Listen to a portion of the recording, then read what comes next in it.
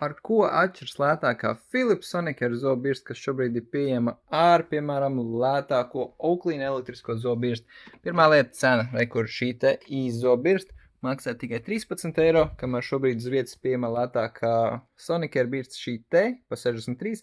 Teorētiski šī te sanāk lētāk, bet mums pagaidām tikai dubult komplekts pieejams. Ja sadalās pusēm būtu 42,5 eiro par šādu te zobirsti, līdz ar to mēs varam arī salīdzināt īstenībā šo te modeli. Tātad, kur ir starpība? Šī te uzlādēs pa taisno ar USB-C kabeli, tieši to brāz kā jūs mobilais telefons. Šai birstei ir sava speciāla uzlādes bāze. Šai birstei ir 66,000 sariņu kustību minūtē, šai ir 62,000 sariņu kustību minūtē. Šai birstei viens tīrīšanas režīmi, šai birstei arī ir viens tīrīšanas režīms, bet šeit ir divas dažādi intensitātes līmeņi. Šī birste spēja darboties līdz 120 dienām ar pilnu uzlādi. Šī te spēj strādāt līdz 14 dienām pēc oficiāliem datiem, bet no pieredzes mēs varam teikt, ka viņas īstenībā strādā diezgan ilgāk, pat visas 3 nedēļas.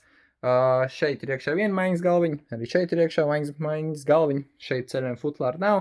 Šeit ir šis te speciāls ceļojuma futlāra vāciņš, ko var viņai uzlikt virsū, un Oakleyam ir 3 gadu garantija, kamēr Philips Sonicare visām birstēm ir 2 gadu garantija.